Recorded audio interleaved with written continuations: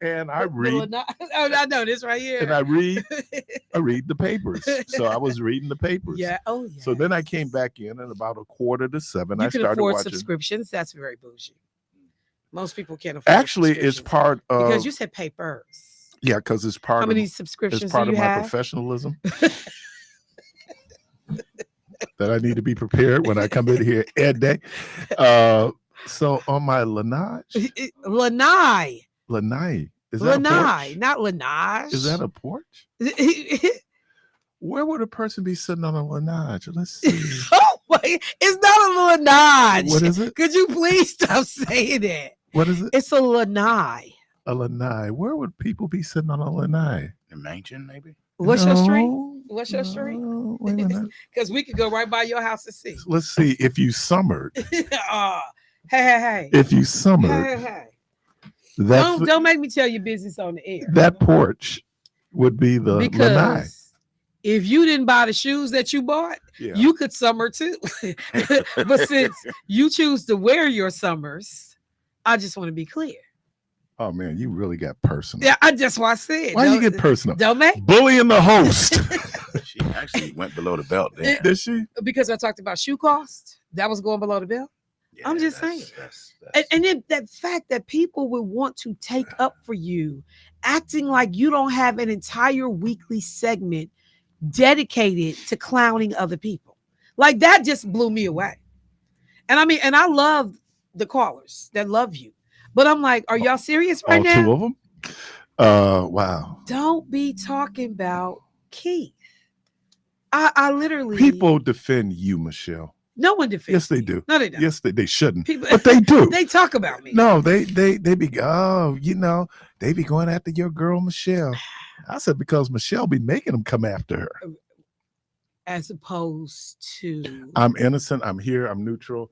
I'm just this guy who just tries to bring clarity. Is that it? If I didn't care for you. Yes, Red Fox. Yes, Red Fox.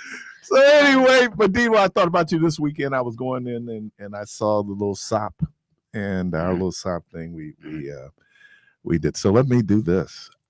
This weekend made. You better not say you better not cook. You cooked what? I cooked. What did you cook? I prepared. What? John Wayne casserole. The heck is John? Yeah. Was it tater tots or something? Please elaborate. What is John Wayne? Does it have a racist boot in it? When he said black people can't do nothing but shine his boots. What did you make? Why was you making racist John Wayne did say that. Wow. No wonder he's my guy. He's Tim Scott. See, there it is. How did it compare me to Tim Scott? I don't know. I wasn't here. I just heard about it. Somebody compared me to Tim Scott. They said me. I recall when you were sitting there, I said to you, I could see you being more in the lines of a Tim Scott.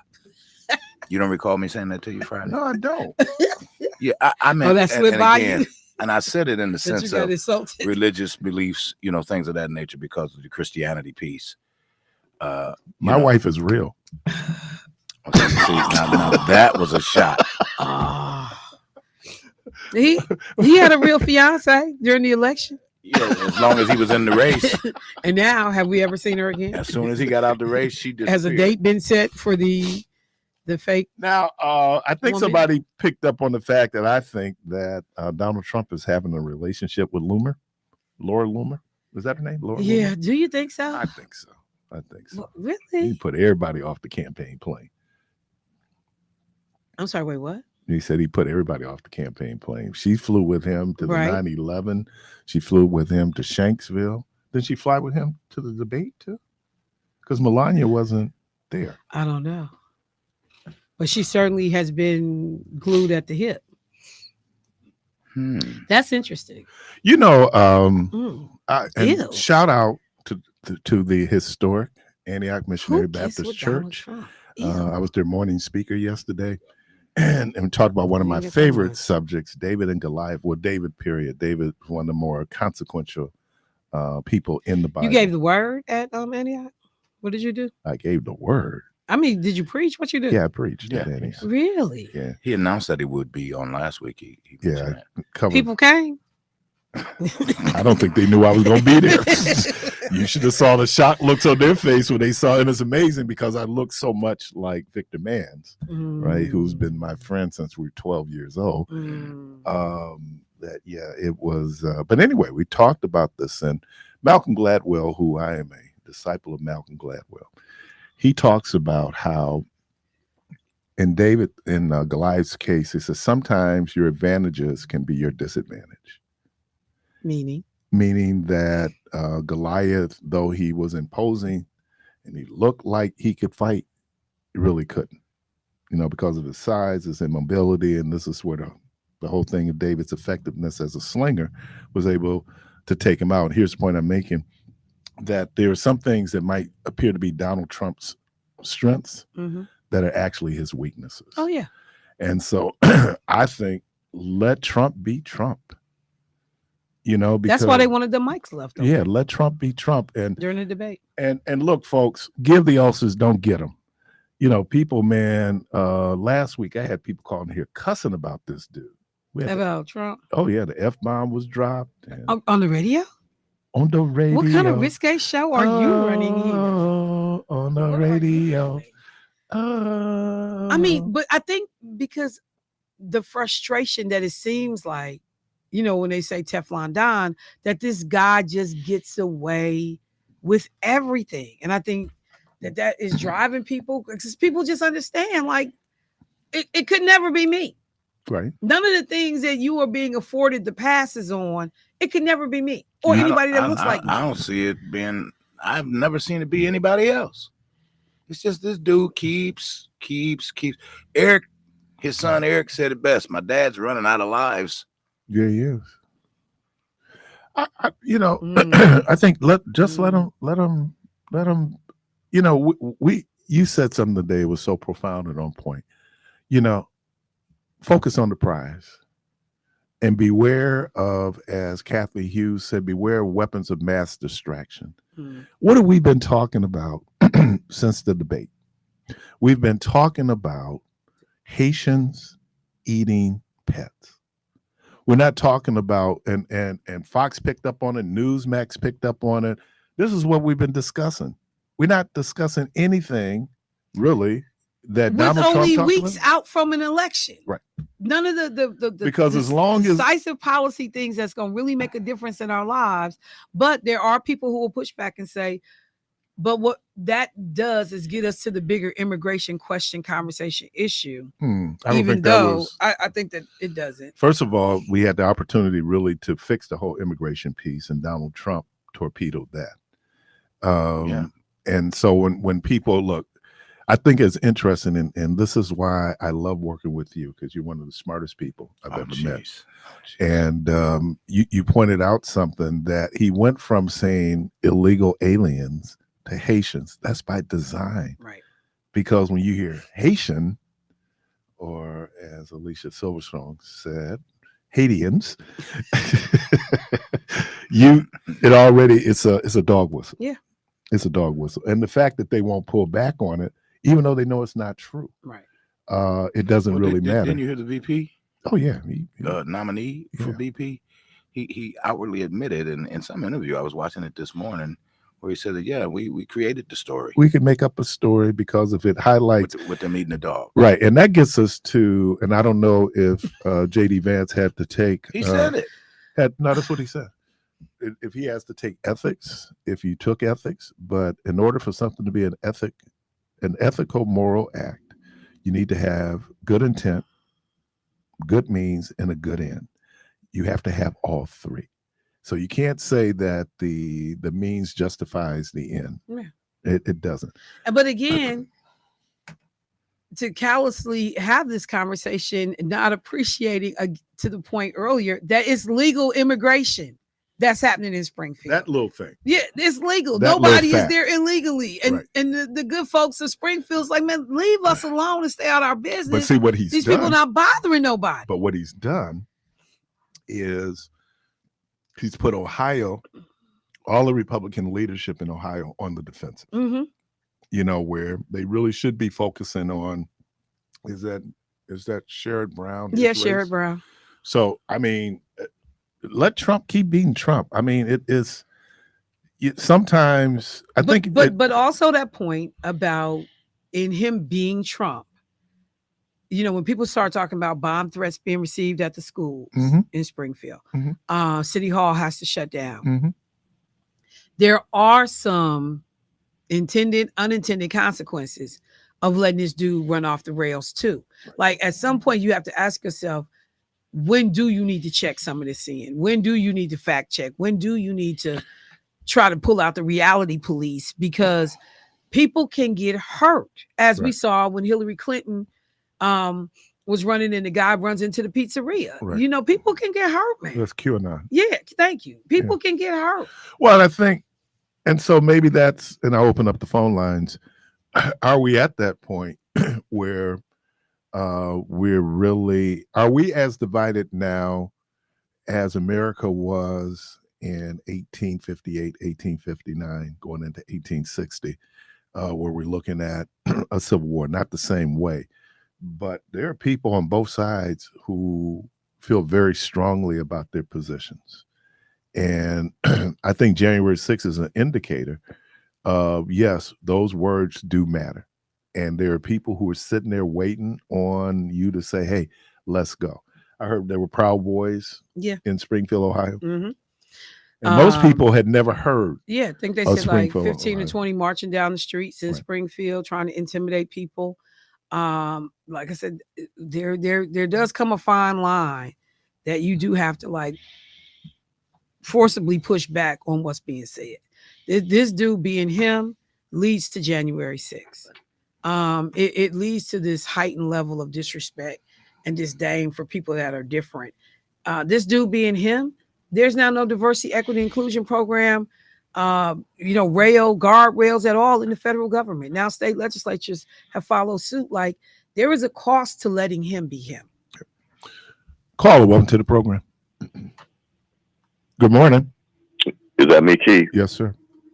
Good morning, everybody. Good morning. Good morning. You know why?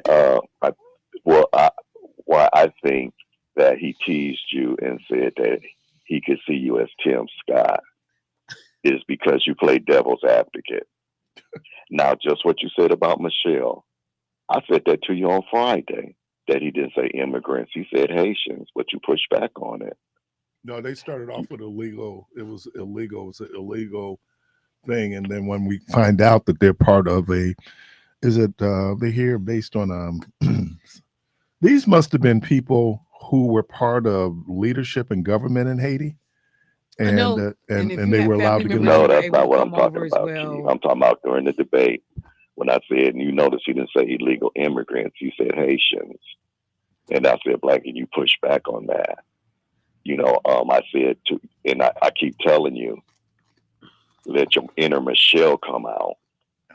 It's in there. And I don't know why you're holding it back, because you said let Trump be Trump. But when you let Trump be Trump, and I told you this Friday too, people get hurt from Trump just being Trump because of the ignorance that comes out of his mouth. And people get hurt behind that stuff. But who don't get hurt? Trump don't get hurt. Yeah, and I don't know. He keeps coming, and it doesn't seem like there's a price to pay for him. Now I'm hoping that Kamala does get in office so we can put this guy to rest with all these court cases and stuff like that. They keep pushing this back on him. It's just like, when is this guy gonna catch his? When is it gonna happen? And I know you say I'll be tripping, but man.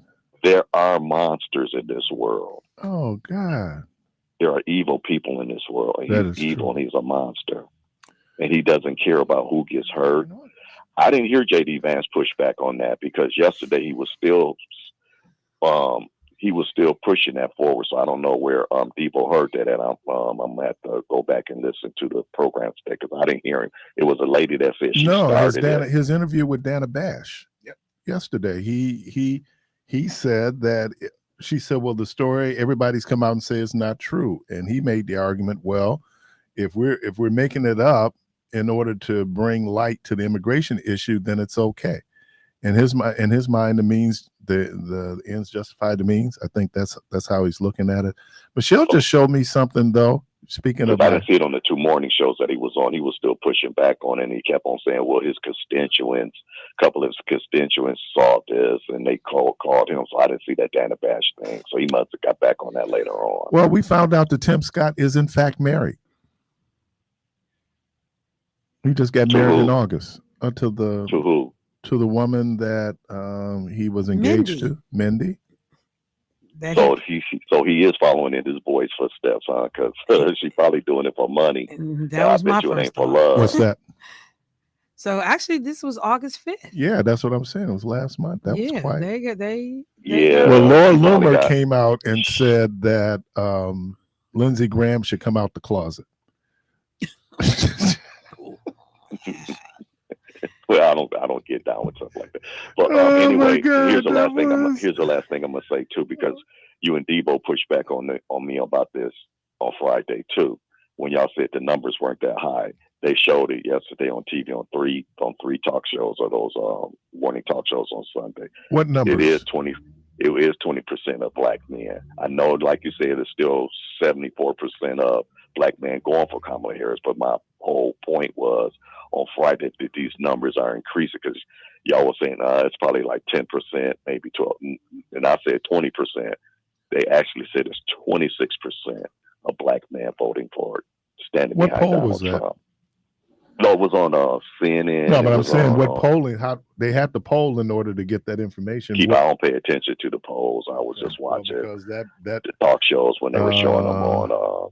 That is important. The poll is important because there are polls that are intentionally skewed to give a certain outcome and a number. So it definitely makes a difference where they took the information from. Like the Newsmax. Well, I do trust post debate where Trump had 90% of the people who watched Newsmax said he won the debate. 90%. Right. Ooh. He don't have 15% of the Republican Party who said he won the debate. Everybody's come out and said he lost the debate. Well, we know that's foolishness. That's just more of Trump being Trump. You know, he's going to lie, steal, cheat, whatever he can do to get his point across. Like I was telling Michelle today, which we talked about on Friday too, with this Laura Loomer chick that he's running around with, and Obama had to distance himself from Reverend Wright. So, like you said, it's just a mess, and we got to get out here and do what we need to do that we can. But Keith, I know you got the inner Michelle in you, and that's what I was gonna say, and that's why, Michelle, that's why a lot of cats will come on Keith's show where they won't come on your show because you will challenge them, and so they feel like you won't let them get away with stuff. And I'm not saying Keith lets them get away with stuff, but Keith's got he's very diplomatic. It says here, that's a good word to say, Michelle, because I was looking for the word. Well, I'm reading. This is from Reuters. And with you, they know that they're gonna get up. They're gonna get pushed back. They might get a punch in the eye. See, that's so. Can you hang up on George? That's why they call on the phone, George. They don't want to come in the studio. George. Michelle, did you watch the Supremes yet? Nope. George. Michelle, you gotta watch it. And then you'll know why I just made that comment. Okay. George. What? The poll that is probably cited is a poll from the NAACP. And in that poll, it says that 1 in 4 U.S. black men under 50 support Trump for president. NCAA. That's the poll that they were. Yep, Keith. That's the poll that they were saying. Okay. That's the poll that they were saying. NAACP's but they said that on Meet the Press and on MBS. So they were saying, yep, they were saying the black men under 50. That's correct, Keith. That's the poll. Okay. Well, let me continue. All right, all right, y'all. Let me continue. Bye-bye. Thank you for bringing this poll to my attention. It says most black voters, 63%, plan to support Harris. So what's the other 37%? Am I doing the numbers right? I mean, because you got some that's going to support Cornel. Okay, to plan support here, compared with 13% for Trump, according to the new NAACP survey, which interviewed 1,000 registered voters across the U.S. from August 6th to August 12th. But 26% of black men under 50 okay. said that they support Trump versus 49% who back Harris for black men. I'm just trying to figure out why it's so close. Oh yeah, so now everybody is running with the NAACP poll because Reuters posted it. Yeah, I'm reading it it from Reuters. Yeah. So the fact that Kamala Harris is now at the top of the ticket is probably not going to change some of these folks who were looking at Trump. No. Not some of the men that, I hate to say it. I mean, like, sexism is real. It's bros who legitimately don't believe a woman should be president. I've had these ignorant conversations. All right, you're listening to Community Voice. The phone lines open 414-444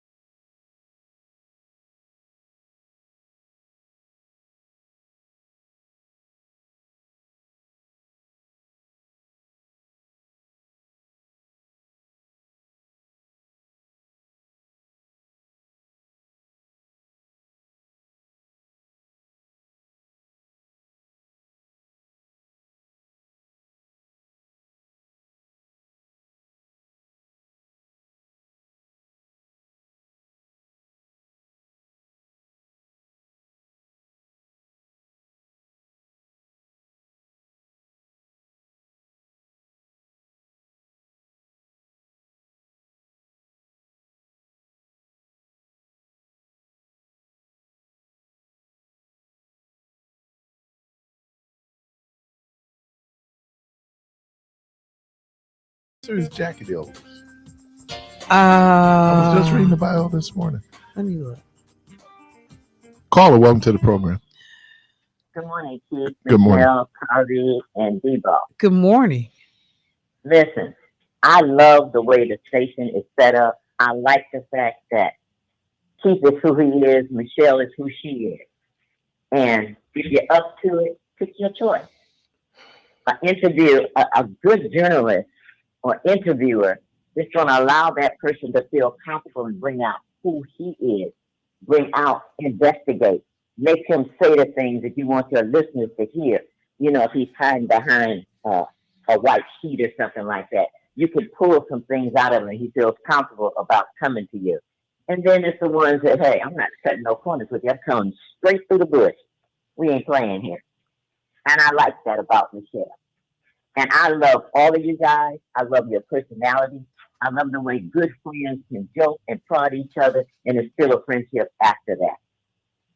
And we are in a critical time. And I'm so tired of hearing, are you better off 4 years ago than you are today? Stop going back. In 4 years, a lot of things have happened up to this point. Things aren't the same. The ingredients of what has happened has changed the outcome based on a lot of things. Now, some of these people are supposed to be educated. Well, they sound quite stupid to me.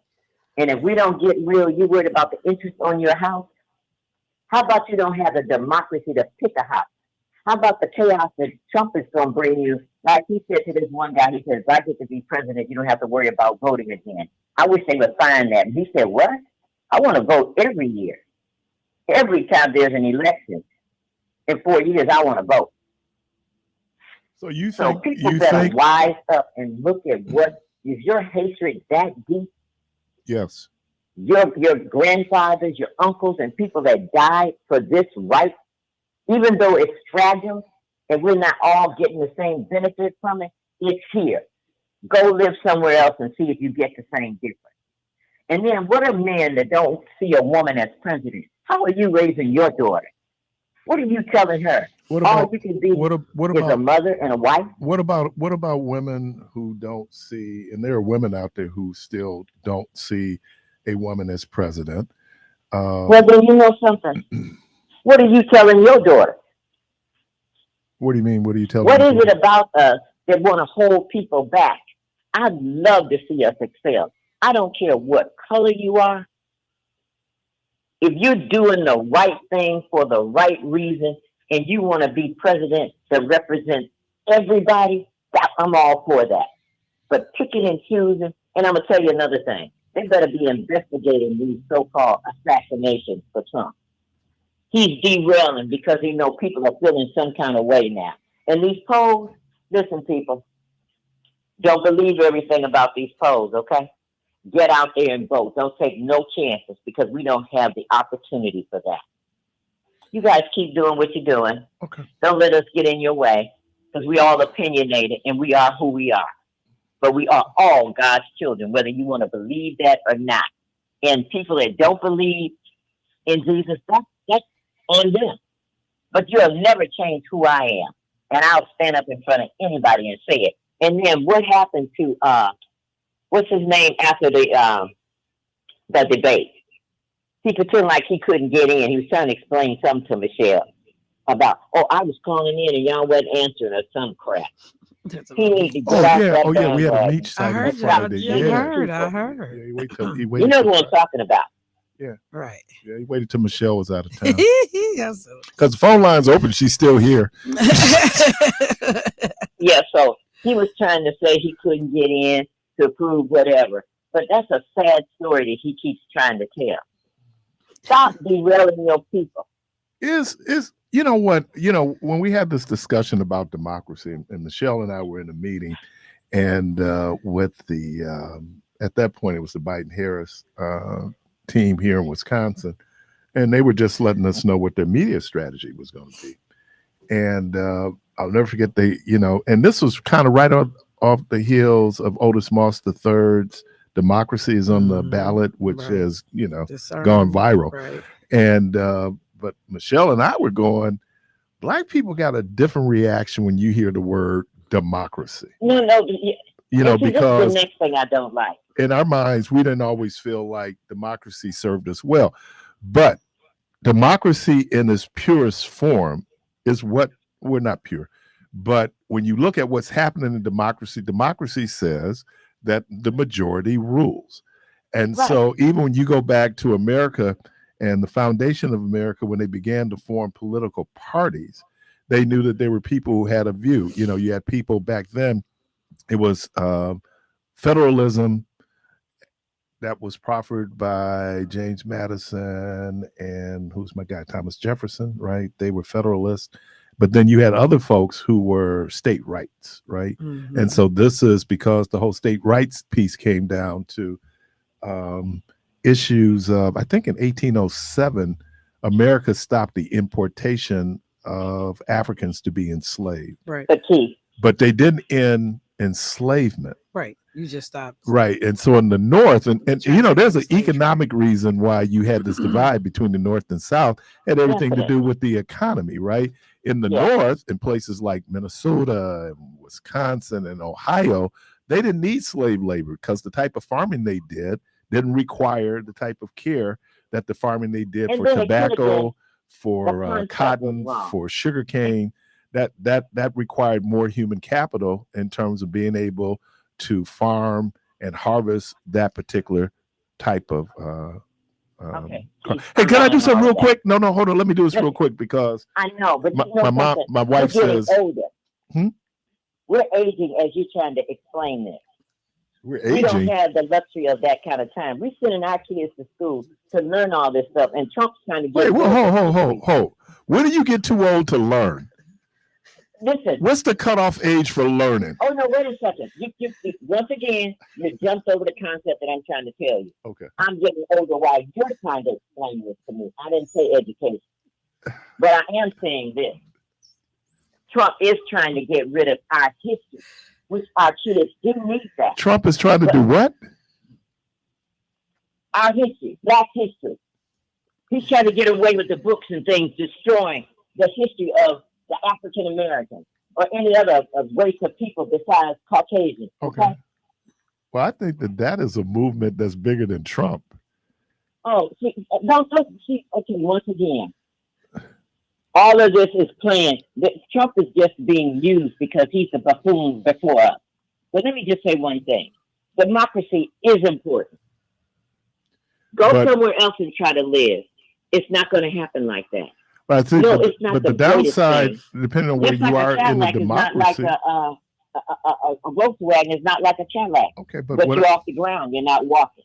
What I'm saying is because we use the ballot, and whether people think the ballot's important or not, it is one of the hallmarks of our democracy. Exactly. That technically, if you're a U.S. citizen and you're not a felon in certain states, you can participate in the democracy by voting. That is the most basic way that people can participate. But at the same time, there are people who don't always see the importance of voting, right?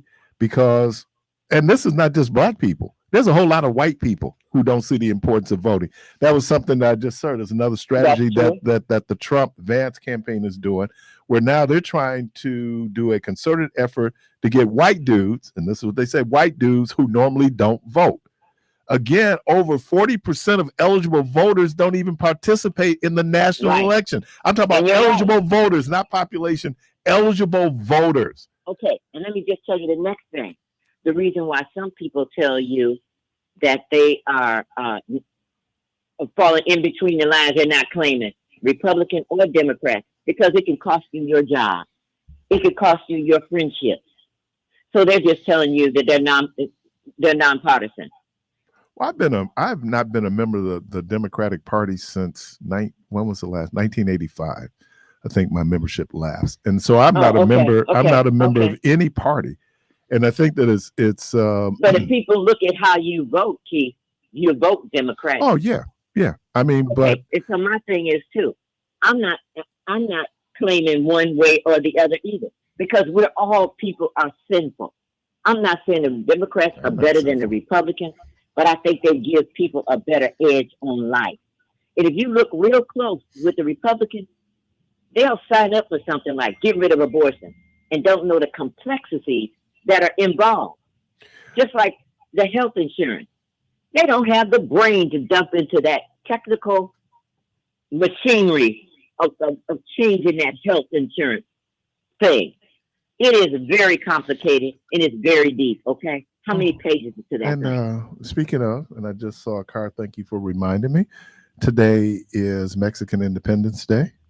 So let me recognize folks. I see a car over there. A guy got a Mexican flag painted on the top of his truck over there. Yeah, that's cool. Right. Yeah. So, a lot of people think it's Cinco de Mayo, but it wasn't Cinco de Mayo. Cinco de Mayo was the Battle of Pueblo.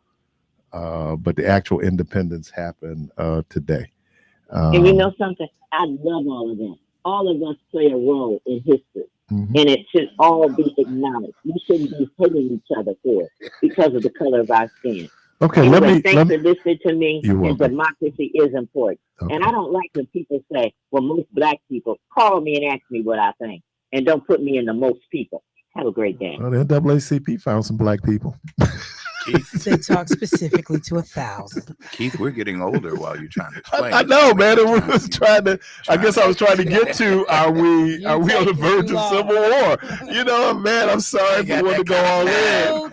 We ain't got that kind of, we get on. I done aged 4 years sitting up here, you tried to explain. My bad. Nobody got that kind of time. Nobody got time for that. I'm dying every second. I'm one step closer to death, and here you come. Hey, what Deion Cole said? Explanation. How old are you? You 50? You only got 30 more summers, 20 more summers. Wow. You eating up my summer, Keith. I came outside, it was fall leaves on the ground. I was just like, what is this? People are making business decisions about their lawns, though. At this point, I'm putting no water on it. It's not going. It's a wrap. It was a wrap a week ago. But I couldn't, when I went in the house yesterday, there were not leaves on the ground. Yep. I came out this morning and stepped on orange, crunchy leaves. I was like, literally while you were September. You immediately thought of Keith, didn't you? I did. Crunchy. Crunchy.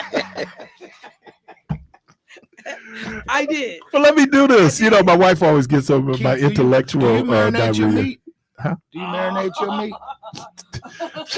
My wife always gets on me about, I'm going to give you all the recipe to the John Wayne casserole. You shut me down before I even gave you the recipe. Well, let's get that. But let me do... So CNN is doing a whole promotion around the election. Okay. There was a group of people in, I don't know if it was a classroom or what, and they were talking about tomato. Mm-hmm. And so people, when you think of a tomato biologically is a fruit. Okay. Why? Because it has seeds in it. Mm-hmm. Anything that has seeds in it is a fruit. Okay. But what Blitzer pointed out, and I have to find the Supreme Court decision, that they said that a tomato could be categorized as a vegetable because of how it is prepared. The Supreme Court did that. With all the stuff we got going on in the world, they voting on whether or not a tomato should be considered a vegetable. And I think that goes back to, remember Ronald Reagan said that ketchup back in the 80s when they was trying to destroy, free lunch in school. And they were talking about the nutritional values of the meals that students are being served. He was saying, well, ketchup is a vegetable. Ketchup is not a vegetable. Ketchup is a condiment. Yeah. So 414-444-5250, 414-444-5250. John Wayne casserole. Then I'm going to get to Tito Jackson. Okay. Okay. So the John Wayne casserole, what I was trying to do was I made my first lasagna last week. Okay. Turned out pretty good. My first one, not bad. So we coming up with dinner ideas. And so, we go and we pull up recipes. And I was thinking about, there's something also called the Mexican lasagna, which is where you use taco shells. you use taco shells or tortillas. Mm-hmm. And then they came up with another one, which is the John Wayne casserole. Okay. Same thing you would do. So you're creating, first of all, you season the meat so it tastes like a taco. Okay. All right. You get biscuits, right? And you put the biscuits at the bottom. You flatten the biscuits out, and then you layer it like you would do a casserole. So what goes on first? The meat goes on, then tomatoes go on, and then there's a mixture of bell peppers and onions that goes on. And then you create a cheese sauce that you put on, and then you do a cheese topping. Man, it was good. Really? It was good. Yeah, it turned out to be real good. So that's John Wayne casserole. John Wayne casserole. Okay. Tito Jackson. I want to know, what does John Wayne have to do with taco flavored meat? I don't. How does that become John Wayne? He spent a lot of time down that way. Because I guess by you using the biscuit, you said, so that it gets more of a crust. Oh, it will crust. What I'll do though, I'll do a couple of things next time. I flatten the biscuits out pretty good because they're gonna rise. Mm-hmm. I think I'll do more meat too, so then it can go. Because what's happening is, it's absorbing the juices. It was a nice little crust there on top of it. Man, it came out the pan. Wow. So I finally get a chance to use some of my wife's pots. So was Tito the oldest? Tito was not the oldest. So Jermaine was the oldest? No. Who? I think it's Reby. Well, I meant as far as boys. No, Jackie. In the group. Jackie's older. So Jackie. Yeah, Jackie. Then okay. Tito. He was number 3. Okay. The Jackson 5 really started because, as I remember the story, Tito was sneaking playing his dad's guitar. Mm-hmm. And so his dad got mad one day, put them together, found out, oh man, they could perform, and then the rest is history. But the Jackson family, I just heard a cut though Kurt Franklin did with Michael Jackson. What? It's a nice little mix that he did. I'm trying to think of the song. Well, they say that Tito was the last Jackson to actually have a song on Billboard. Yeah, he did. 2016. Yeah, his first Got solo. It Baby or something. Yeah, his first solo album. I was like, Tito Jackson had a.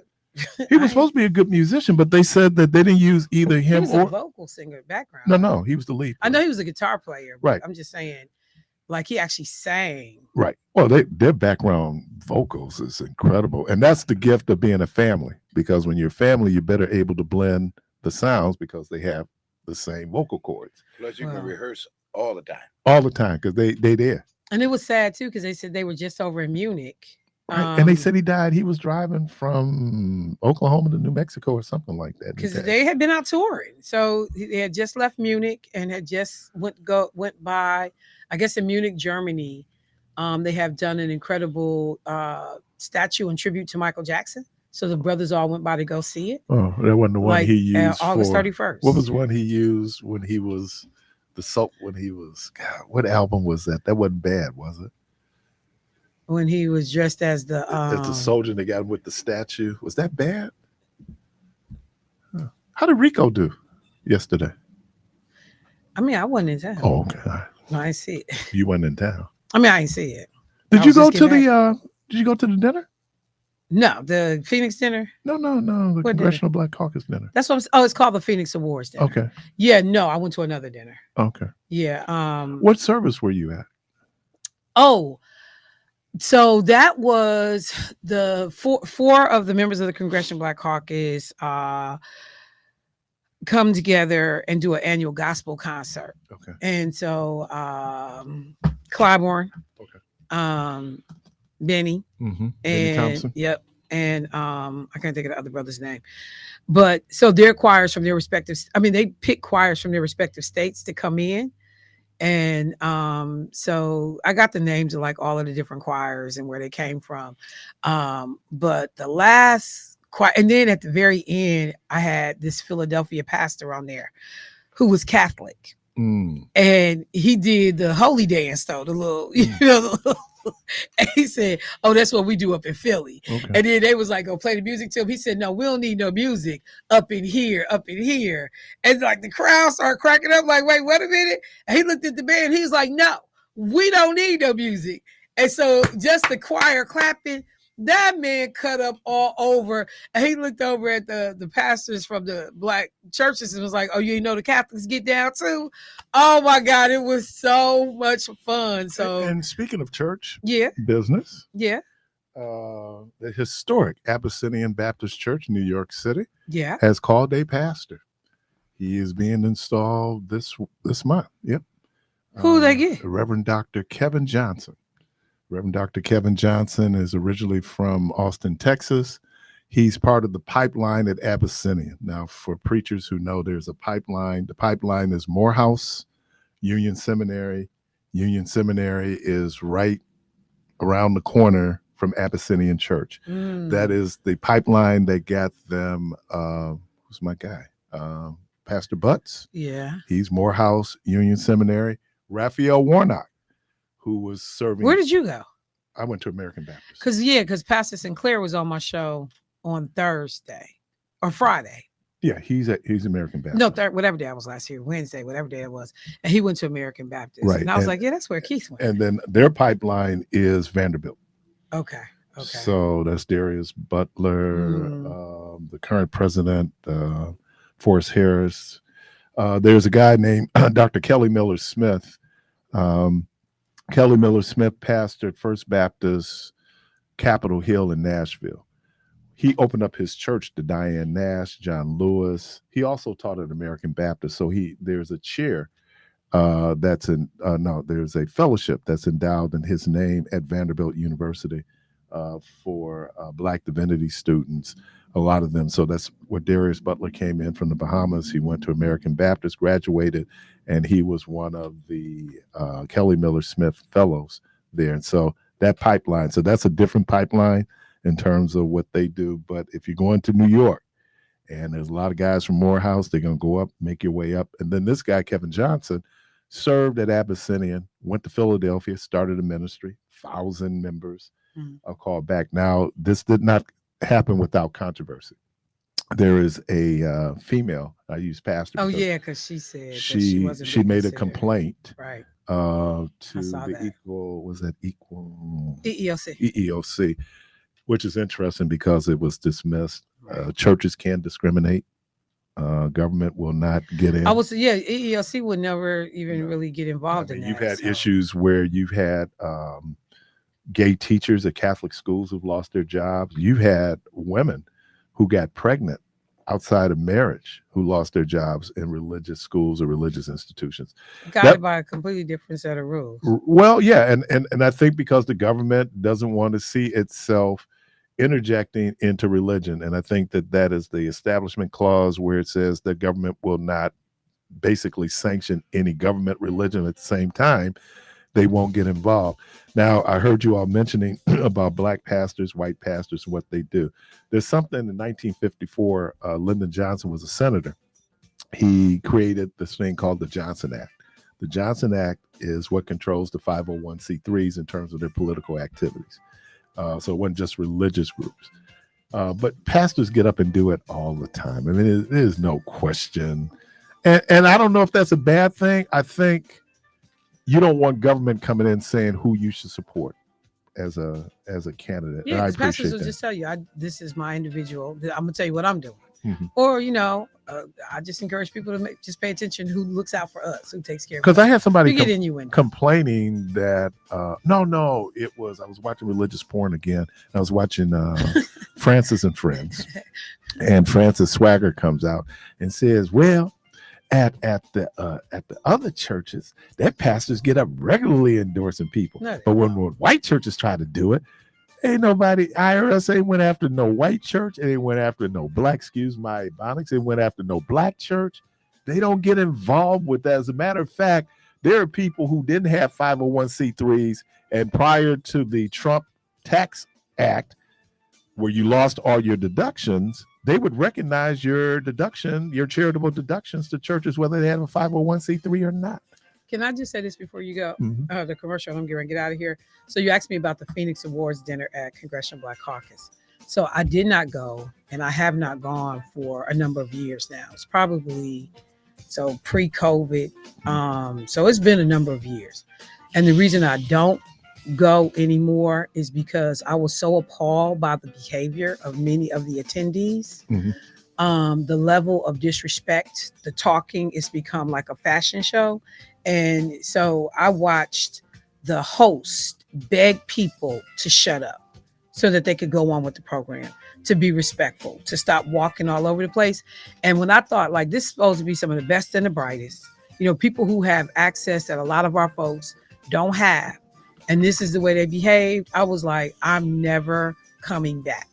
And I literally made the decision not to ever go to the CBC dinner again, because I was so appalled by the way people behave. So I just wanted to say that because I know you asked me about it. You listen to Community Voice. We're up on the break. Caller, I see you. I'm going to grab you right after the break. We'll be right back.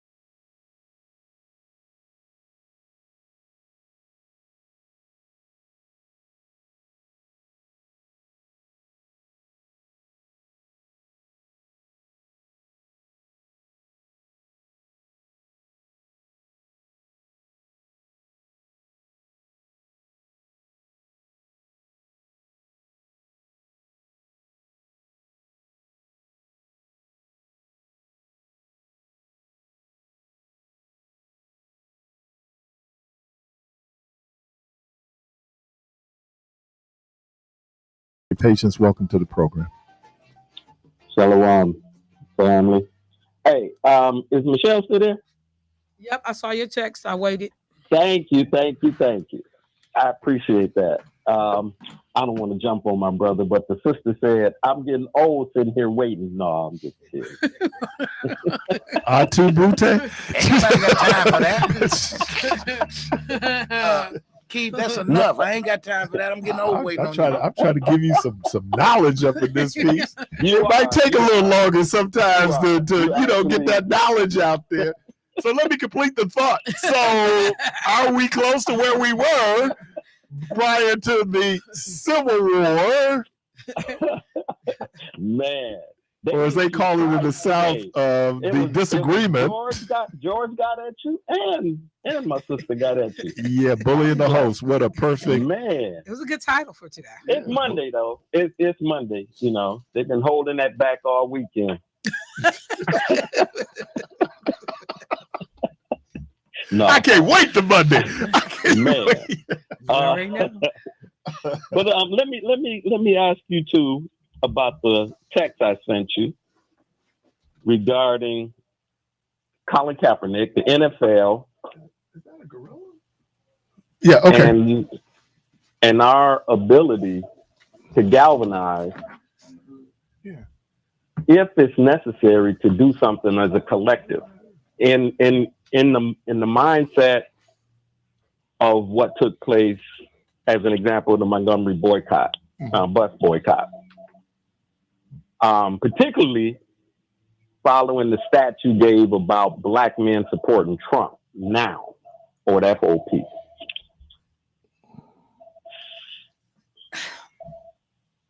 So ask the question again, because I read the question, but I wasn't 100% clear. So is it possible for us to galvanize as black people?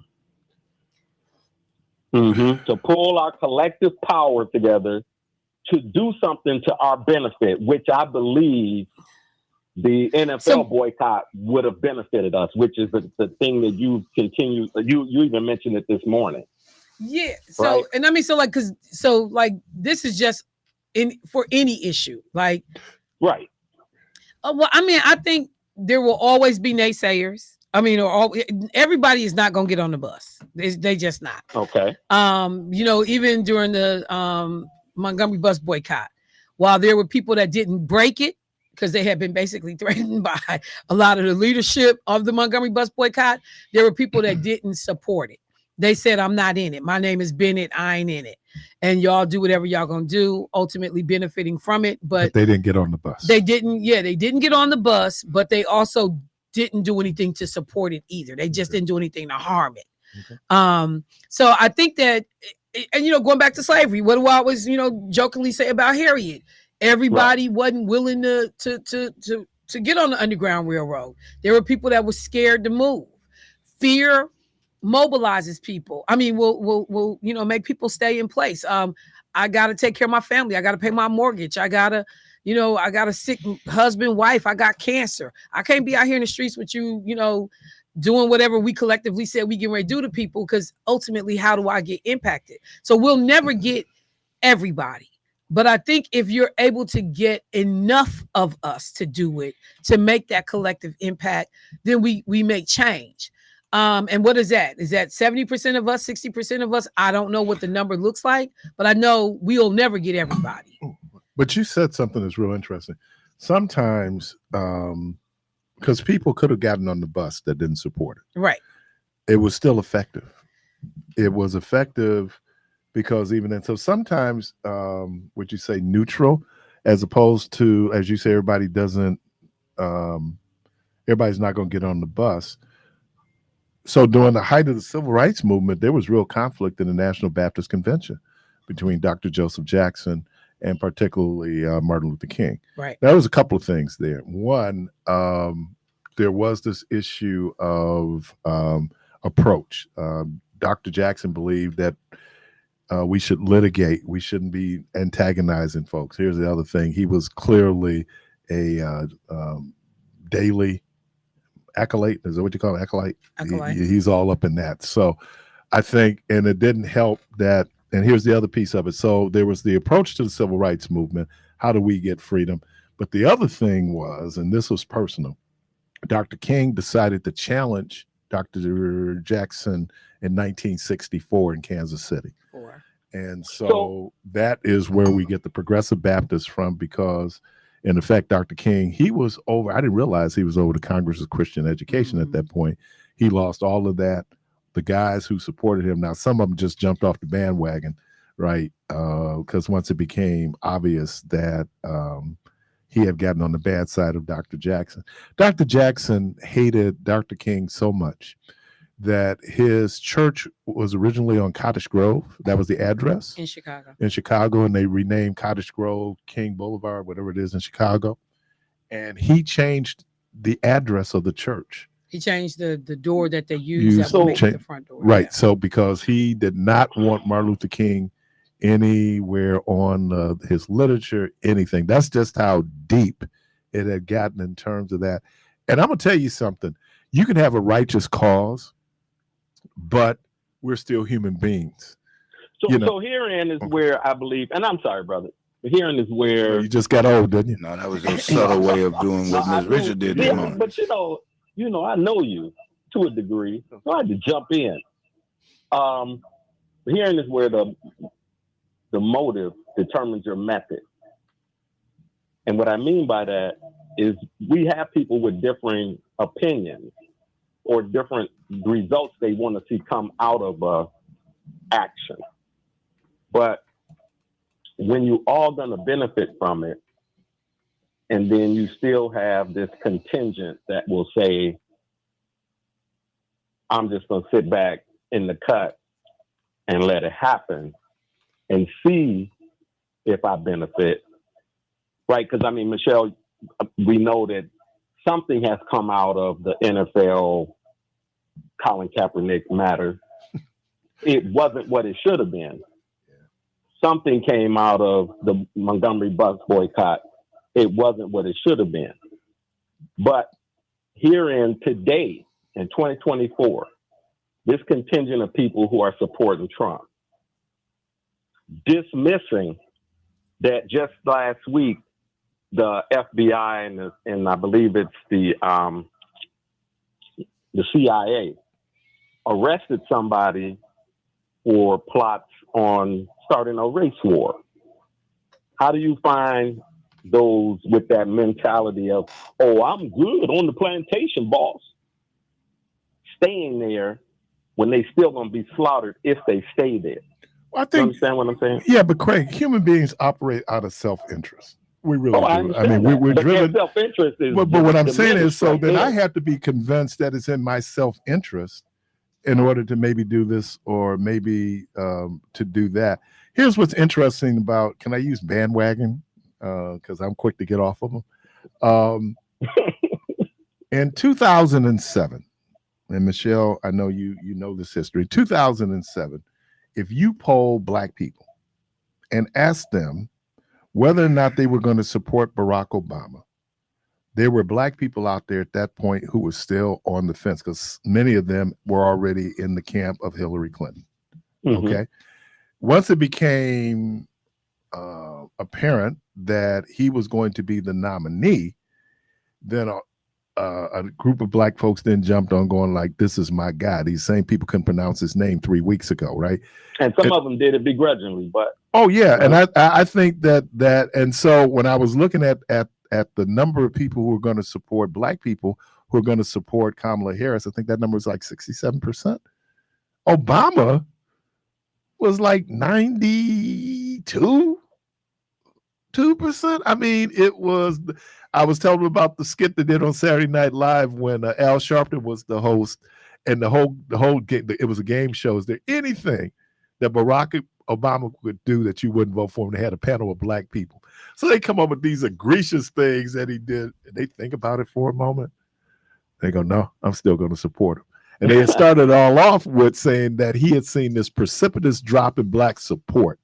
He went from 98% to 96%. So what I'm saying is, and Michelle and I were kind of musing, I hate to put it this way, but I think it's a reality. Kamala Harris needs to be at least 80% with Black folks. And then we talk about 80%. Hopefully those Black folks will show up to vote. Because the issue with Black people, many of them in certain areas, is they don't bother to vote. They just feel like, what's the benefit of me voting? If I'm a Black man, for the most part, I could see myself in Barack Obama, right? Because that's a Black male. I mean, I can identify with that. I mean, that's one of those kind of central things that you see, but there's a reaction. There were many white women who could see themselves in Hillary Clinton. And I appreciate the fact that the mayor identified something that both Michelle and I will say this all the time: the most qualified person ever to run for president didn't win. And that gets us back to the book of Ecclesiastes. It said that the race is not given to the swift, nor battle to the strong, nor bread to the wise. What does it mean? That, the most qualified person may or may not win. The person who should be in the position may or may not be in the position. If we have Barack Obama, the way that the laws of opposites operate is that then you get Donald Trump. And there could be no more starker difference between two folks than Barack Obama and Donald Trump. And that gets back to the point, that's democracy, man, because if your team doesn't turn out the numbers and the other team does, they will win. And, as President Obama said elections have consequences. Well, they tried to make that a point that Kamala's not qualified. But Ari did a comparison between her and all of the prior presidents, and her qualifications far outweighed theirs. She's better educated than George Washington. Well, I'm talking about even she's better educated than Lincoln. He did a timeline on it, and she had approximately 30 some odd years in public service, and I think the next closest was Bill Clinton, right? Something like that. So I can't remember how. But you know what, Craig? That becomes, for those people who make that's a specious argument. They're saying she's not qualified. Well, no. What does she need to be? A U.S. citizen, natural born, right? Natural born U.S. citizen, and over 35. Those are the only qualifications that you need. Right. You could be a felon and still run, obviously. So when you look at that whole qualification thing is rather subjective in terms of Abraham Lincoln never had real formal education, but nobody's gonna argue that he wasn't one of the most consequential presidents we ever had. Too. At least Michelle did on her show. She talked about how, and I mentioned to her that some Supreme Court justices haven't had law degrees. Right. So you don't need a law degree to be a judge. Right. As a matter of fact, you don't depending on some states. Some states, but I'm saying in Wisconsin is required. It's required in Wisconsin. Okay. Yeah. So even on the U.S. Supreme Court, there have been Supreme Court justices who have not, and this is years ago, mind you, but still the fact that it happened shows you that, just the disparity in how some can be, eligible or qualified based on their own personal training. And then others got to go through this whole Ivy League process, which is BS. So, but the Ivy Leagues are overrepresented when you look at certainly the presidents, the number of presidents who've gone to Harvard, Yale, Princeton, which makes Kamala Harris really unique because if she's elected, then she would be the first president from a historical Black college or university. That's really kind of significant. A lot of firsts, absolutely. Yeah, I think.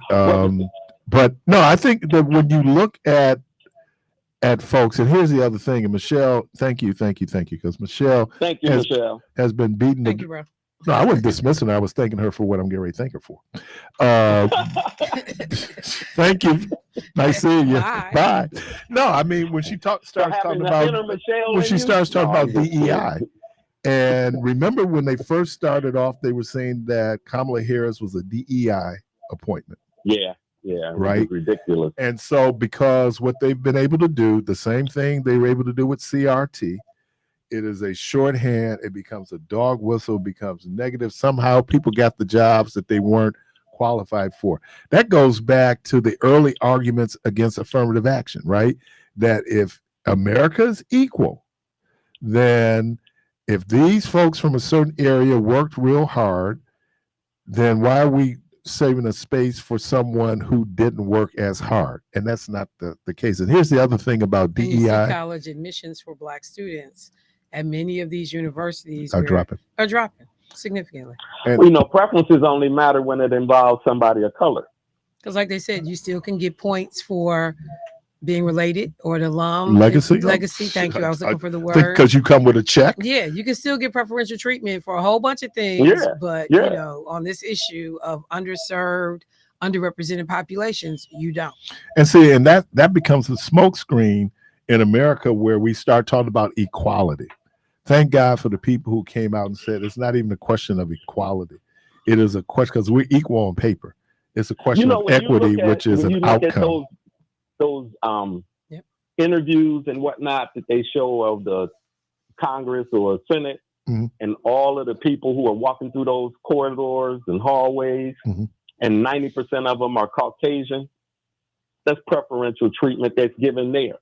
There's no way that, the representation is equal to the percentages of people that are in the country. Well, you know who's overrepresented? In terms of percentage of population who's overrepresented in the halls of Congress? LGBTQ. When you look at there's the number of gay staffers who work on the Hill what do they call them? The Velvet Mafia, Mm-hmm. because it's your staffers that have an enormous amount of power. You know, they're the people. It's not Congressman Parris going over to talk to Congressman Bryant. Congressman Parris's chief of staff is going to go and talk to Congresswoman Bryant's chief of staff. And then if we need to sit down and talk, they have an enormous amount of power. Now, people would argue, well, they're overrepresented in the population, right? Because, you know, they figure the gay people about 10% of the population, but there are a lot. That's why when they're having well, they learn the ropes very well. I mean, you get gatekeepers in the way, then you can direct policy. Well, I think that it just gets down to maybe some of the things that we look at are external. Now, here, if you're a European of European descent and you LGBTQ, you're in a different position than if you're descendants of enslaved Africans and you're LGBTQ. That's why all of these groups have subgroups, you know, because there were, like, right here in Milwaukee, there was the LGBTQ, you know, main group, Pride, whatever they are.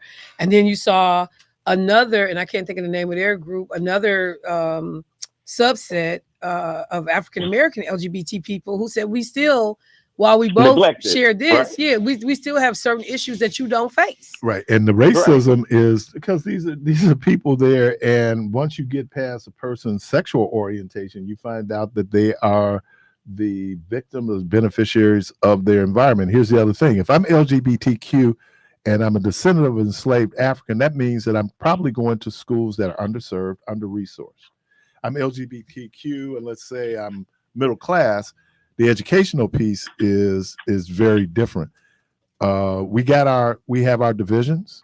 I know that when they would have at the gay clubs, Urban Night was the night that, you know, they playing hip hop and guess who they're focusing on? These are black folks, right? So 6 days a week. Right. Okay. We haven't had a period of folks where everybody partied together since disco. Disco, everybody party is a real hurdle though when you need to file a complaint with your representative. It's something that needs to be addressed because if you're supposed to be represented and you can't get their ear or get your issue to their attention because you got all these gatekeepers there who are this isn't important enough. You know, that whole selective piece that y'all were talking about earlier is prevalent in the halls of Congress and throughout the whole of government. But I'll be out with that, family. Well, I think that. Hold on, man. Okay. Wait a minute. I didn't say anything. Michelle had on a Green Bay Packer top. I didn't say nothing about that. Let's get back. You were talking about Colin Kaepernick, and that turned into something that I don't think was his original intent. The whole idea of boycotting the NFL were people outside of the NFL. The question was how many of the players were going to take a knee. And what we found out, Jerry Jones just kind of, he wrapped it up. He reminded us that the NFL is probably one of the last plantations that we have. And he said, well, I can tell you what, ain't none of my players taking a knee. That's all the more reason why they should have, but right, but it gets back to what Michelle was saying. But if you sit up here, this is your livelihood, and so for a person to be able to, in some ways, Colin Kaepernick had a soft landing because he had the Nike endorsement, right, and Nike embraced him. So because of that, it wouldn't be the same as Eric Reed, who was one of the guys who took a knee, and a year later he's out the league. And he was still an effective player. It is when people take those positions. So I don't think Kaepernick was looking at, this is just my perspective, I don't think he was looking at, we're going to have this national movement. He had a moment of personal conscience. And so he expressed that. But it was based on a real circumstance, which we just saw Tyreek Hill be a victim of, right? And so, taking it even back to when he first made that move, if they all would have supported it, or the majority of them, it wouldn't have just been because there's a white guy who told him to do it, or the method to use. So if he'd have got more support across the board, it would have been, more similar to the Montgomery bus boycott, where the majority of the people said, no, we're going to change this. And this is what I'm getting at, is that, if we got, what was that number, 26% of black men supposedly supporting Trump? Under 50. Huh? Under 50. Under the age of 50? Right. Irregardless, these people don't recognize that this man is plotting a race war with some of his people. He's about to take away all their rights. He's about to put them in a position where they got no constitutional rights, and we struggling enough to get to use what we have. He's saying, I'm going to abolish the whole document. Well, okay. Well, okay. Wait a minute. The gains that we've made have been because that piece of paper was there, irrespective of whether you think it applies to us or not. Okay. That is the tool that was used by our ancestors to get from where we were getting off them boats to where we are today. That is the thing that was in place and being used by those who were willing to fight, willing to sacrifice their time, their money, their skill set to get us to be able to have the choices we have today. So to turn your back on that right now is to say to them, later for your sacrifices. I'm about me getting, as you said, my money, my lifestyle.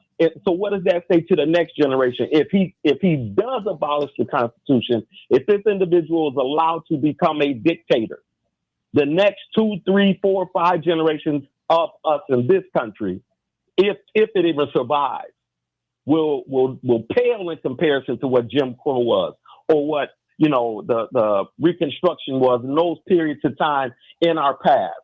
This is what I'm talking about. We disregarding that. And you know what? But let me say this. And the word I heard was fear.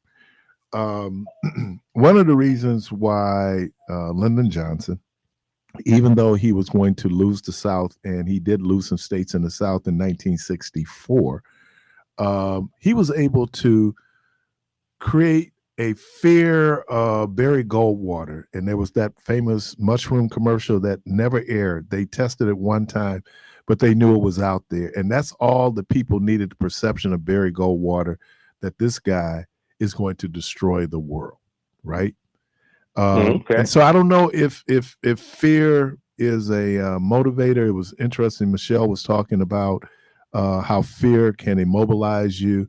I was alluding to that yesterday in the message, how fear can paralyze you. We can be so overwhelmed by fear, we do nothing because of fear, right? But it's also a motivator for politics. But where does the line get drawn in those individuals where they hear, and I'm going to just use this real quick, then I'm going to let you go. I know y'all got a break or something.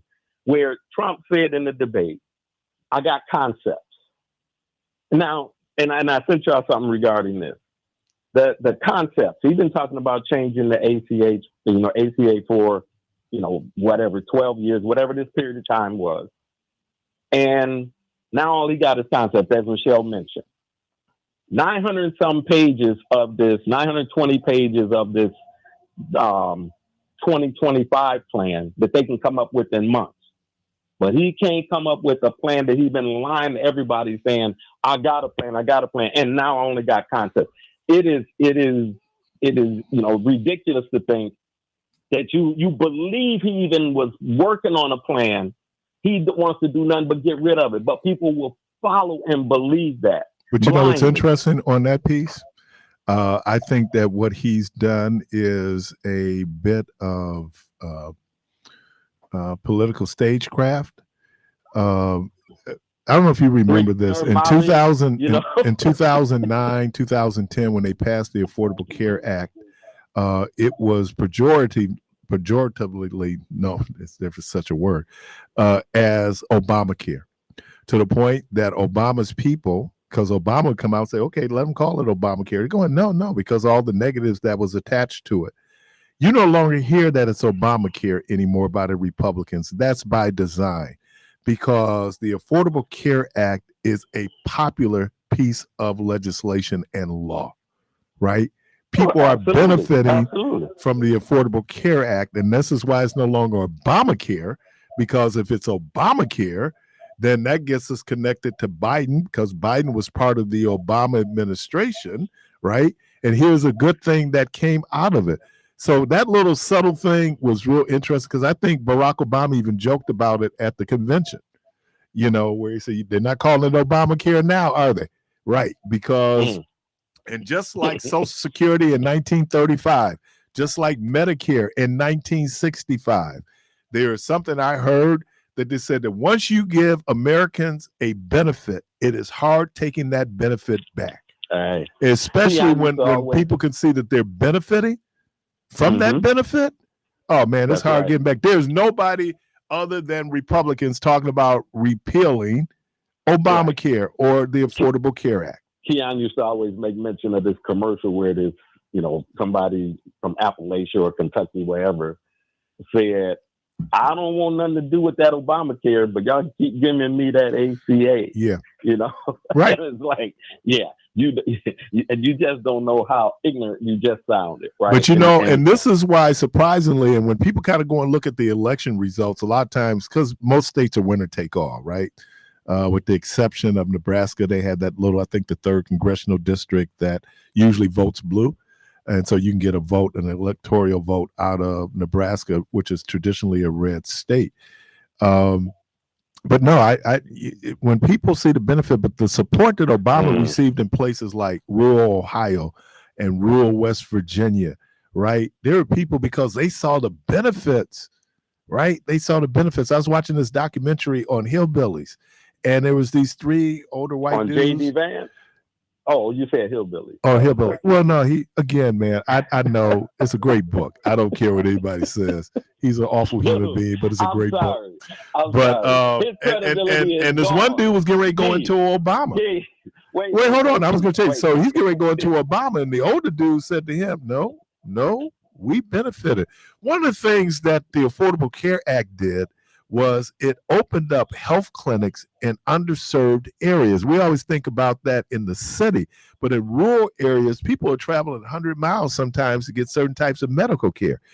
It did 2 things. It provided medical care in communities that were underserved. It also created employment. Right? I was going to say something. Yeah, it did. But I was going to say that the statement that Trump made in the past, if you tell a lie long enough, people will start believing. Actually, what J.D. Vance is doing fits into that whole mentality. It's like they figure out, we make up this story about these people eating these pets. And if we say it loud enough, they're going to believe it. And sure enough, here we are. So, I mean, and that's just amazing that, and you make up a good point. You can tell a lot long enough. For some people, it's the truth. But it plays into a whole lot of things like, wow, they're sitting up here stealing your cats. I got another question. Who is PETA? Hey, Debo, who? Who is PETA supporting? Oh, gotta be Kamala, but I haven't heard. Yeah, I mean, I'm thinking because just based on PETA and the treatment of animals when it comes to Republicans, I don't know. I wonder killing dogs and with RSJK with the whale head on his band. I mean, these people. But Debo, thanks, man, for letting me grow old on the radio.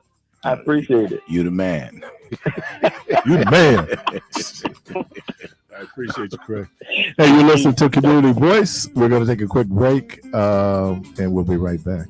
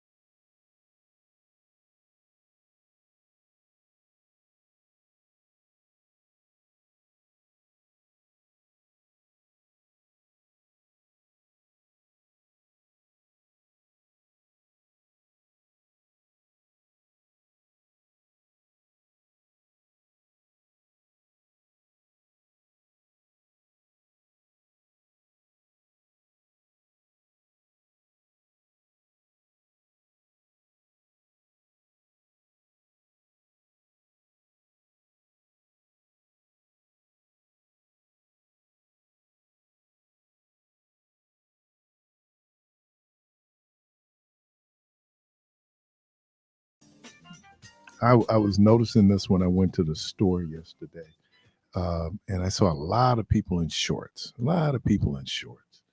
So I was just wondering. So is shorts?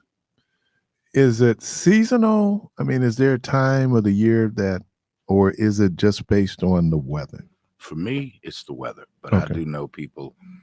I know a Caucasian gentleman. We'll put it that way. He wears shorts year round. Yeah, because I was noticing. I said, man, I was just watching people go in, and everybody had on shorts, and I'm saying literally, this wasn't one of those. And that's what I'm thinking, but it's also the middle of September. Yeah, but it's not date driven; it's weather driven. For me, right? Which would be the common sense piece of it. Okay. To me. Okay. I'm just wondering. I saw something else. I'm always observing, right? Any material for the program. Yeah, we're getting old here, Keith. I know, but I was observing this guy, and I've had one of these, so I'm trying to figure out how he makes this work. When your muffler goes, how loud that car is? Absolutely, it's loud in the car too. Mm-hmm. And I saw this dude trying to talk on the cell phone, and his car was. I was like, "Can you hear?" He's hollering, believe me. He's hollering, man. I mean, and I'm just like, maybe you should pull over. Yeah, he's hollering. And shut the car off. You need to just shut the car off. Oh, man. And I've been there, man. I know, man, we ran this Infinity until it was literally, I don't know how that car ran as long as it did. But it got to the point now where the muffler, that little piece that holds that whole hook in the back. Right. Mm-hmm. And so when you get that, you also get a loud. And man, I'd be so embarrassed. And not to mention, we also had the loudest garage door until we got that taken care of. So people could hear me pulling in the alley, and then they could hear the garage door. Who was we? Me and my wife. I find that hard to believe. Last time I checked. So man, yeah, we were able to get that. And then here's the crazy thing: young people love Affinities. They love Infinity. And you know what they like about it? Infinity does their mufflers in such a way where it sounds, it takes off, sounds like a real muscle car. Mm-hmm. I hated that in the car. I don't want to hear my car. Really? Faith has, I think she has I don't know if it's a hybrid, but she has an electric car. So her windows was down. She was still here. And I said, Faith, your window's down. So she gave me the key, said, I'll go and raise the window. So I start the car. I don't even hear the car. That's how quiet it is. I want my car quiet, man. I don't want to hear my car. Wow. So you're a fan of the electric car? I'm agnostic at this point. I know that's where we're going. And you hear part of certain groups out there saying that Biden and Harris wants to get rid of your gas cars, right? Mm-hmm. And a lot of that has to do with we don't really need all this pollution that cars are causing. So electric cars are cleaner. Now, who's in back of all of this? The petroleum companies, right? They want us to continue to use cars. You see where they're trying to do certain emission standards, and depending on the administration, they push back on it. But, our climate, our planet, in terms of the climate, we're in trouble. And people are in denial. Just the fact that we have this heat dome that we're dealing with right now, because that's basically what it is. We're getting no moisture. You're dealing with drought. I mean, a lot of this is because of our poor stewardship of the planet. And you see now where the petroleum industry has been very aggressive in their advertising, telling people, look, oh, man, they're going to get rid of your gas car. It was just like, and my wife and I had this discussion. I didn't realize this was a thing for her. We really should have an electric oven, but we still have a gas oven. Now, my wife says she likes a gas oven because she feels like she has more control they over temperature. They do cook differently. But I think once people really learn how to use an electric stove, they're able to master it just like you would if you had natural gas. Carla, welcome to the program. Good morning, all of you guys. One question, I don't know if Michelle is still there, but remember she mentioned earlier about the aldermen and not assigning a variety of different topics for each alderman in your area. and by design. So what I'm asking people in that area that they're aldermen didn't get enough different things to sit on the board to fight for their neighborhood is to call Parris or email him and tell him, say, hey, I think my alderperson needs to be assigned to more tasks and stuff from my area. And let them know that, because we need to voice our opinion too.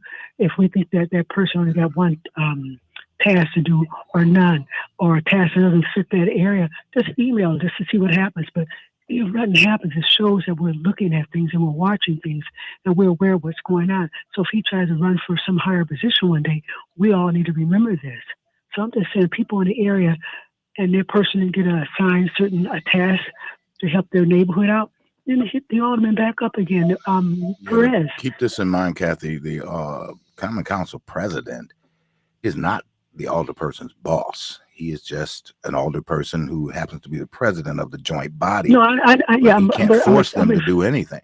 No, I know that. I just said if the person, you can ask them. I know how the positions work. All I'm saying is that he's in line if something happened to Cavalier, or Cavalier goes to a higher position somewhere else. All I'm saying is that just ask him, say, hey, why did my person get more representation in my area? I know how it works up the chain. I'm just saying, let them know that we're aware of this and we're keeping an eye on it. And not that it's going to go anywhere, but it does help out sometimes. We let them know that, hey, why didn't she get more, or he more representation in my area? Mm-hmm. But Kathy, do you think that people are maybe not as knowledgeable of what the role of these various elected officials are? I believe they don't. I believe that, yeah. And I think we should have more education on it. Michelle does a good job of breaking it down. But I like you said, I don't think people are really all that aware. And I don't know if they look it up until something happens in the area, they need something. Then that's when they start trying to reach out to say, hey, what do they really do? You know, but a lot of times we need garbage cans and we call our alderperson, and that's not where you would call for garbage cans. Because I'm going to tell you something. I've been in my job for over almost 30 years. A lot of people know me, not close people, but people know of me, right? They, for years, you know what they say? Oh, you down there with the city. I said, no, I never worked with the city. I worked in Milwaukee County. And in most places people call for problems, it's the city. They give you a license to open up a business, your home, permits, everything. Everything go through the city. There's very little that go through the county that people complain about. You know, they don't really complain about as much services here as they will with the city. The salting, the ice, the grassman, houses dilapidated. They call the city and the alderman, or they get on this radio and complain. But they don't know how to call nobody. You know, they don't really know. They never hear nobody saying I called the state. Nothing. Now, I'd like to hear the IRS come on and talk about more stuff. But going to another subject real quick. You know, y'all talk about black men voting. I'm going to tell you something. And this is just me. I kind of have a little bit of a different outlook on things. A lot of black men, and I'm not going to say for around the world or all of it, whatever. But when I talk to people in Wisconsin, even at Labor Fest, somebody just was saying, he said, we got to get more people out to vote. Are you active? And I try to do my part. And he said he has a son, and son and some other people. I talked to a woman too, and they were saying that they're going to vote for Trump. I don't know if they are going to vote or they're just saying that. But I said, this is what I said. Something popped in my head, and this is what it said. Have they been active in voting on the local level before? Have they voted for president in the last several years, or have they been in jail?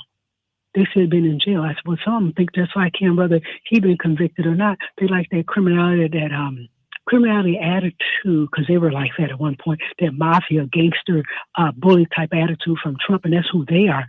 So a lot of them say they're going to vote for Trump. But most of them, a lot of people I talk to, they got some kind of program they're on, a disability, so they know they don't get service no matter what. But a lot of people I talk to who have been incarcerated before, they sit there and say they're going to vote for Trump. Not everybody. So I want everybody to change this around and say something different. I get off the phone. If you interview some of these people, and I like to know why a lot of these people call on the radio, because if they call themselves Republicans and they voice all these stuff, they like what we have going on here. They engage what we have going on. I see them at events, but they can't call any Republican radio station at the talk radio. They're going to get through and say a lot of stuff. I mean, they're not going to find that because they're not going to allow them on there. Okay. Well, and yeah, I do. And my point is, they call on your time station all the time. They call on another station. They should, but they won't be calling on a Republican radio station talking about what they should do. Well, I'm benefiting because that means they're listening.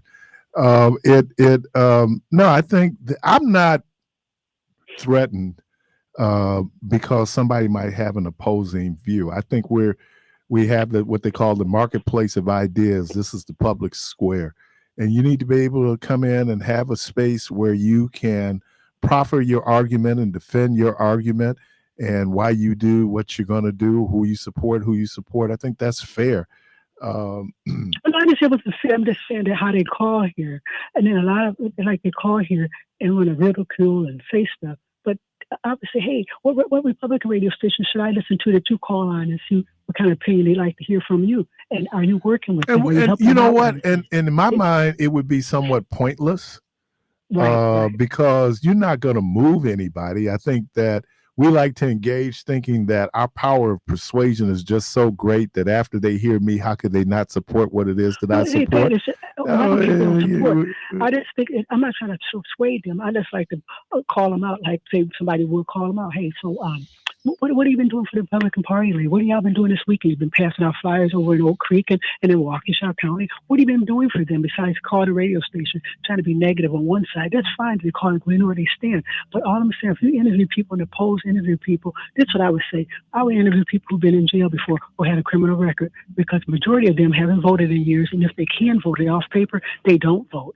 I work at a polling station, right? A lot of them are a lot of people that build are ex-cons. They say, well, I'm off paper. I don't vote. I ain't voted in a year. It doesn't concern them. They got low-income housing. They get money from the government, so they're going to be taken care of anyway. Mitt Romney said that the poor will be taken care of. I don't think that that's fair. Well, why don't they come out and vote? Well, people don't. There's people with money who are not voting. I mean, it is. So what I'm saying is, the question is that you have some countries where they have 90% voter turnout, right? If we have 60 at a national election, that's pretty high. We're doing good. You know, so, and we're talking about eligible voters now. We're not talking the population, eligible voters. And that's why I think that because, and when people say don't believe the polls, you don't have to believe them absolutely, but they are indicator of either trends or where people are moving. When I listen to the polls and watch them like anybody else with them. You know, I'm involved in things. All I'm saying is that a lot of people I run up on, black and white, they have not all of them. Just saying, I'm about to say I said this. They have a lot of criminal record. They don't even interested in voting. And then they say Trump. And I think somebody said that to me because they thought I was going to go Democrat. So this is what I said. I said, well, I never really cared to vote anyway. That's what I said to them. And they face changed on me because they wanted to let me know that they were voting for Trump, as if I was going to say, oh, no, don't do that. I didn't say anything. I told that's great, as long as you're involved in things. I said, what have you been doing for the Republican Party? You've been on passing out flyers. You've been doing lift drops. You've been doing canvassing, doing phone banks and things of that nature there. I said, how's that been turning out? They said, oh, no, I don't do any of that. You know, so I just kind of ask some people, and they're not afraid to tell you they've been incarcerated and they don't vote. So I'm saying it's a group of people that he's got, not all of them, and this is black and white. I ran into a white lady, she didn't vote in years. She said it won't affect her. She work every day. Right, but what I'm saying is that, again, 40% of the American population doesn't even involve themselves in the national presidential election. It gets even lower when you start looking at, you know, either off-year elections, down ballots. So, I mean, I think and we need to be careful because you can awake a sleeping giant. And what I mean by that is, and this is kind of what happened in 2016, there are people that you figure they just not going to show up and vote. And some of those people showed up and voted. And then the people you thought were going to show up to vote, they decided, I'm not going to show up and vote. And they didn't. Because sometimes, and then people get mad. I said, well, here's how it works. You cannot show up to vote. And based on what your self-interest is, you're not showing up to vote is really a vote for Republicans. Because when you look at the data, higher voter turnout benefits Democrats, lower voter turnout benefits Republicans. Republicans are the minority party in this country. And I think people need, even though Donald Trump has this level of support, when you look at it, it's only really real, like partisan is only about 37% of those folks who are part of that MAGA thing but they're allowed 37%. And what they're banking on is the voter suppression laws that you have that makes it more difficult to vote. Right. And then some people say that they can't vote. They're voting for this person here. And I'm going to tell you, stand in a grocery line with somebody talking. It's a long line sometimes. This is what I do because I assume that I'm registering people to vote. I said, when last time you registered to vote? And I said, they said, oh, it's been a while. I said, okay, you got a new address in the last 6 months? Oh, yeah, I move out every year. I said, oh, then you probably need to register to vote. Oh, I don't really vote. And I said, oh, okay, what happened with that? So it's just a whole scenario when they do these polls that if you check a lot of these people out, they never voted. They're not going to vote. Like you said, you don't want to open a can of worms either. Okay. But do you think, let's talk about those black men who, I guess, prior to the debate, what conversation should be had in terms of where they are, who they're going to vote for? I mean, is it really I don't tell people, hey, is it a hard support? Is it one of those things where, because the argument that was made prior to Kamala Harris becoming top of the ticket was this idea was just two old white men. Okay, one of the old white men is gone now. So is that in the sense? And then, there's just some Negroes who just like to be exceptional. If everybody's going right, this particular Negro is going to go left, right, just because and that's great, in your mind. But I think the other thing is such an emphasis. Craig had called and asked a question about collective work. But it's interesting when you talk about collective work in a society that really prizes individualism, right? That in America, that you can be pretty much who you want to be. And I think sometimes that's great. Be free, be you, right? I mean, but then there's other times, and I think that's the question Craig is asking, but are some things bigger than me? Are there some things out there that over and beyond where I might be? Look, in terms of being financially situated, I'm in a pretty good situation. Can I say that?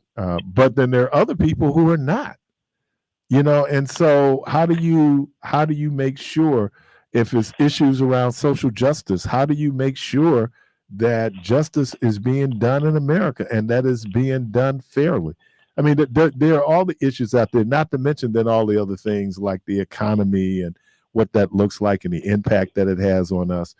But I'm looking at that number. I think I don't know how much the Dems are doing to getting people out who did not vote before to get them involved and make them feel involved. Now, if you're looking at the numbers just here in the state of Wisconsin, when you look at right after it was announced that Kamala Harris was going to be president, the number of people who signed up to volunteer.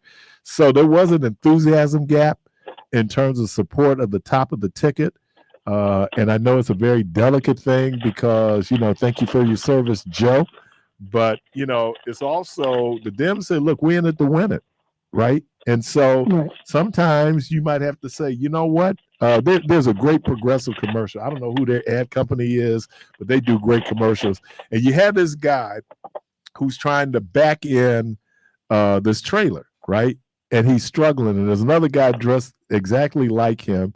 And so they're looking at this guy, and the woman, she's like the coach. She tell him you need to warm up. And so when dude was trying to get in, she comes out just like a manager going to the pitching mound.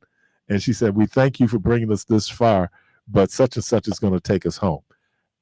We have to acknowledge the work of the Biden administration. Where would America have been had Donald Trump won again in 2020? He got us through. Joe Biden got us through a very difficult time, right? In the height of COVID, he got us through it. But he must have been listening to me because he got old. Right. I know definitely whether we're not going to vote for Trump, no matter who was running. I mean, that's just not going to work. How he treated people and stuff is never going to happen. I don't care how old he was or how young Biden was. It was not going to happen. Yeah, I was hoping but there's a whole lot of people who are going to. So somebody said real quickly, I know I got to go. Somebody said real quickly, they texted me and said that if I was telling about the skit on Saturday Night Live, they said that if Obama did, I don't know if it was half of what Trump did, he wouldn't be. Well, we understand that. There are two sets of rules out here. Nobody is being deceived on that.